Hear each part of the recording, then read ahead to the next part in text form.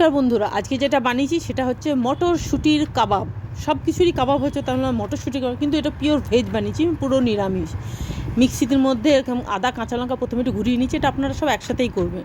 তারপর আমি মটর দিয়েছি, দেওয়ার পর সেটাকে মিক্সিতে ঘুরিয়ে নিয়েছি, ভালো করে একদম মিহি পেস্ট করে নিয়েছি। আবার দরদরা করলেও হবে, তা আমি মোটামুটি ওরকমই পেস্ট করেছি, একদম পুরো একদম মিহিও নয় আর পুরো গোটা গোটাও নয়। এবার কড়াইয়ের মধ্যে একটুখানি সাদা তেল দিয়েছি, তার মধ্যে গোটা জিরে আর দিয়েছি একটু হিং ফোড়ন দিয়েছি। হিং দিলে একটুখানি গন্ধটাও ভালো হয়, হজম শক্তিও ভালো হয়, মানে হজম হয়ে যায় তাড়াতাড়ি।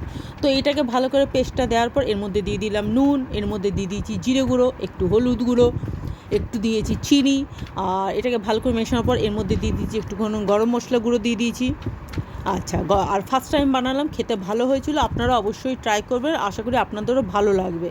হেলদি জিনিস, যদিও আমরা হেলদি জিনিসটা খুব একটা পছন্দ করি না। এর মধ্যে দিচ্ছি সুজি, 1 কাপ, হাফ কাপ থেকে 1 কাপের মতন সুজি আছে। সুজিটাকে আমি একটু মিক্সিতে ঘুরিয়ে নিয়েছি। করানোর পর মিক্সচারটা, যেহেতু সুজিটা বাইন্ডিংয়ের জন্য দিয়েছি, মিক্সচারটা হয়ে যাওয়ার পর এর মধ্যে একটা করে কাজু, ডেকোরেশনের জন্য কাজু কেটে দিয়েছি। কাজু যদি না থাকে আপনারা সাদা তুলো দিতে পারেন, দেখতে ভালো লাগবে, বাস ডেকোরেশনের জন্য। তো তৈরি হয়ে গেলো কাবাবগুলোকে 10 মিনিটের জন্য ফ্রিজে রেখে দেবেন। আমি 10 মিনিটের জন্য ফ্রিজে রেখে দিয়েছিলাম। তারপর সন্ধেবেলায় এগুলোকে আমি শ্যালো ফ্রাই করেছি।